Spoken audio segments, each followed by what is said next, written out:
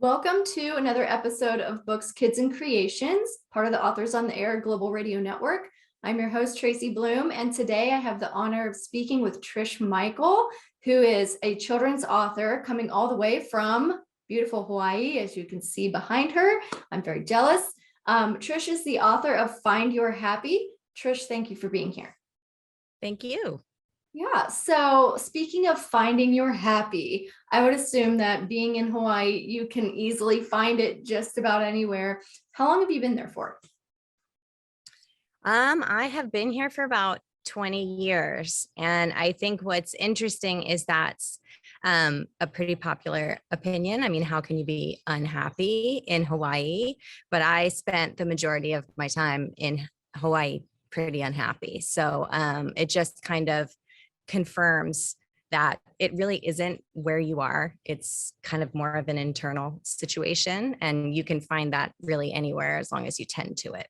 Yeah, and that's a huge part of your book is finding your happy and finding that peace and that place of joy and the place of being grounded and happy in your life. So how did this book come about for you? Because you've been through a lot of trials and tribulations in your life. You're a two-time cancer survivor, divorced, you've been through abuse. I mean, you name it, you've probably endured it. So talk about the inspiration for this book and maybe some of those hardships that came into play.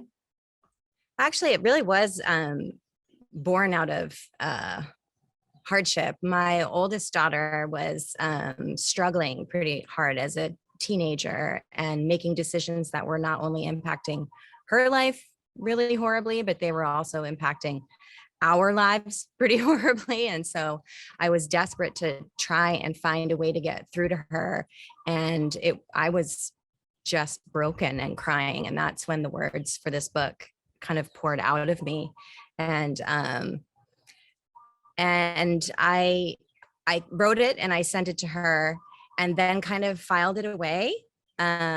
We've been kind of struggling through a lot of things in our lives. And we kind of came back to a place 10 years later, last year, of having some issues between the two of us. And it reminded me of this writing, and I pulled it up and I was like, this still rings true, but there was a major component of it that was missing, and that was my happiness.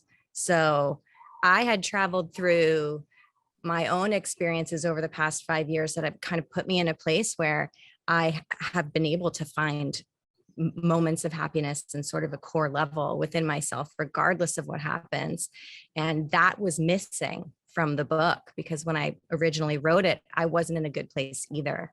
So that kind of gave me this opportunity to revisit the writing and make it complete. And it was actually at that point that the line "Find Your Happy" and the title was born. So both times that I worked on this, it was out of being really broken, but I am a firm believer in turning hardship into beauty. So that's what we're trying to do here. Yeah, well, you really nailed it with this book. So all in all, it seems like the book really was, like you're saying, came from a place of brokenness. And did you find that not only you got a lot of healing from writing it, but also your family members? I would love to say that this book changed my oldest daughter and put her on the road to happiness. I can't say that that's happened quite yet, but the beauty in that is other people have. So adults who have purchased this book for their children have reached out to me and said, "Was this supposed to touch me this way?" Yeah. And I was like, I mean, yes. The objective really has been to let it be a reminder. And children tend to not really need these reminders as much as adults. Children kind of just inherently know, how to be happy. They can just play and find it within themselves. It's really the parents, I think, that glean a little bit more from this writing than kids, to be honest. Yeah. And there were some parts in the book that I went, oh yeah, that rings true. And I like, you have just simple reminders in there. Like, you can do things, you can make mistakes, but learn from your mistakes. Don't do them again. don't repeat Yeah. them. Or if you keep doing the same things, you'll always be in this place. And then you have one line that says, sometimes things just suck. And I just kind of laughed and I went, yeah, sometimes things just suck. And Yeah. but it's just like this honest, beautifully raw, poetic book. And a lot of the illustrations kind of remind me a little bit of like Shel Silverstein in a way. That's so interesting that you say that, because I have developed such a dislike for the book, The Giving Tree, Oh, since really? writing my book. Just, I'm like, I'm sorry, you've written a book about a female figure who gives everything that she has and Yes. has to still be okay with it. I'm like, no, no, no, no, no, no. Yeah. That's not a message that I want to send. It's Right. really funny because that's actually like my least favorite book now. And I wonder where he came up with that idea that that's how things should be. I was Just talking to somebody about that book the other day, and I said, yeah, it's kind of this classic book, but it's pretty sad, you know? it's This, almost like abusive. It's like yeah, it's like, almost like, here, let's condone abuse. Let's do whatever we want to this person, and then this or entity, and this entity has to just sit and and leave take it it. bare And at so, the end, yeah. stomped, like it's really Uh, sad and horrible. But just I think the artwork style mm. of some of the pages is what reminded me of your book, not the wording, Well, but that's great, yeah. because that book is a classic and everyone loves it. And I would love for this one to become a classic and everyone to not necessarily love it, like some people could hate it, but get something important from it. That's kind of what's most important to me. Yeah. And do you do any kind of workshops with kids on mindfulness, or because I could just totally see you teaching to kids lessons on finding your happy. Well, I hadn't thought about that, but I know that in life I've always related better to children than I do to adults. If I go to a party, if there's kids there, I have more fun if I'm hanging out with the kids. I really relate well to them and find them to be very raw, very honest, and you know what you're getting with them. And that's kind of how I am. So I think now that I am actually in a place of feeling contentment and happiness, that I would be really quite fulfilled by working with kids, possibly kids who've been through trauma, and Yeah. kind of helping them through that and to see, just shift your focus. Yeah. This book and you would be such kind of like a beacon in the night for, I think, people who have been through trauma, because you have gone through a lot and here you are, this, I mean, everyone goes through hardships, but to find that place of peace and also dealing with hardships and being okay, Yeah. like it's a process. And I think that you could probably speak to a ton of people on different levels all over the world. God, especially now. I know. I feel like we've all just been traumatized by having to face ourselves. And Yeah. kids are being traumatized by having to do school on Zoom. My poor kids. Um, but yeah, I love that you're saying that. And that just actually fills my heart so much, because a lot of the struggle for me when I was in the traumas was, why? What is this for? What is the purpose of this? And a lot of it was really, it just felt so purposeless. Like, why should this be happening to anyone? And to create a purpose out of it and become a light for people so that they're not alone and they're not feeling like they're the only one that has to go through this. That was what I was missing. And I do kind of have this mantra in my life that you be what you never had. So that would fulfill that for me. Absolutely. Yeah. Do you have favorite parts of the book that if you have to share it with someone, you go, oh, this is my favorite part of the book, or this ties back to a memory specific to you? My favorite part of the book is the last stanza, because it very much um it's always the right time and it's never too late. And I didn't start on this journey until probably halfway through my life. And so that one, I still get choked up every time I read it, because that part's for me. It's not really for anyone else, but it applies, you know? Yeah. Well, and also I think as a lot of people writing books, also have to remember that when you write, a lot of it is for you. I know when I went through, I lost my mother to cancer about 10, 11 years ago. And I wrote basically a memoir about grieving her loss. And I wrote it as a healing for me.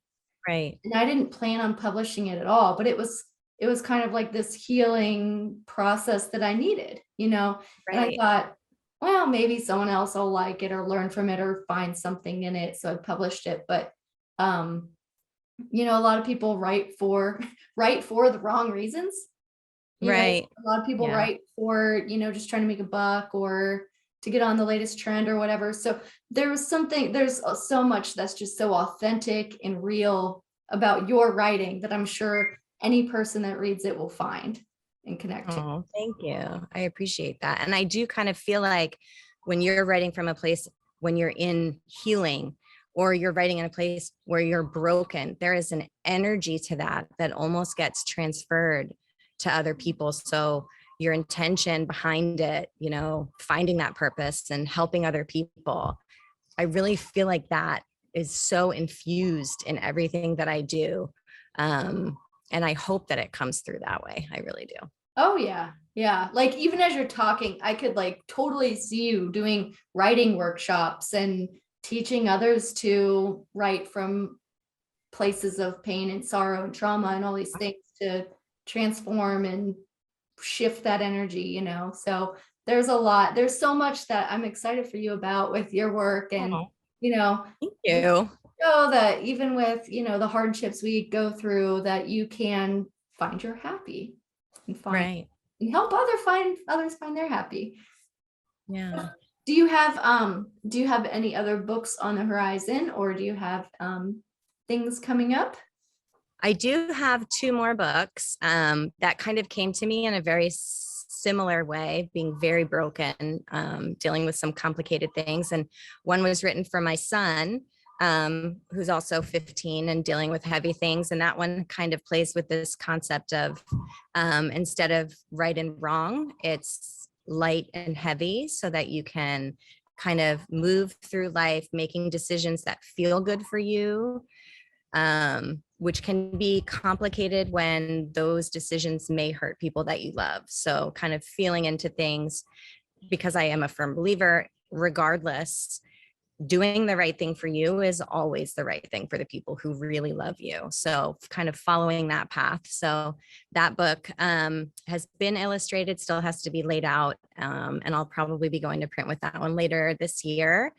And then the third one is actually something that I wrote to myself, and it kind of covers leaving an abusive relationship. And it's sort of like my battle cry for all women to, you know, get out of situations that aren't good for them. But it's written in limerick, as all of my other books are. So it's like almost, it's not playful, but I feel like it makes it easy to digest difficult messages if they're written with a fun cadence. Yeah. I don't know. So Well, I just like that you have like this mantra and you just keep creating out of these places, these very heavy places. And I'm sure that everything that you create, even, you know, beyond these two books, are going to go on to help other people in all different kinds of walks of life. So that's really cool. thank you. I appreciate you saying that. You're welcome. Well, I guess I like to ask everybody who comes on the show, um, regarding future generations and the legacy that you want to leave behind with your work and who you are as a person. What are some words of advice that you have for kids who either want to become an author or just in general, based on your experiences? Self-care, self-care, self-care. Yeah. Take care of yourself, put yourself first. There's nothing wrong with if someone calls you selfish, you're on the right path, in my personal opinion. Like, you got to take care of you first. Love yourself as you'd love your best friend. That's great advice. I love it. And so if people want to learn more about you and your work, your website, you'll put a link at the bottom of the video so people can check you out. And your Illustrator, where did you come to find your Illustrator at? So funny. I searched for an illustrator for this for years. And I realized last year when I finally found my illustrator that I couldn't illustrate a book that wasn't complete yet. But it took so long, and it was this convoluted trail of the person that I wanted wasn't available, and then all of these different Instagram. And I ended up hiring someone in Spain. And I've worked with this person for a year over email, never spoke, never did anything like this. And for some reason, I thought it was a man. And I literally just found out 2 weeks ago that my illustrator is a woman. Her father contacted me and said, I'd like to get some of the books to share. And I was like, you must be so proud of him. And he was like, well, he is a she. And I am not a speechless person ever. I talk all the time, but I couldn't talk for like half an hour because I was like, I can't believe I worked with this person for a year and thought it was a guy and it was a girl. Well, it was so bizarre.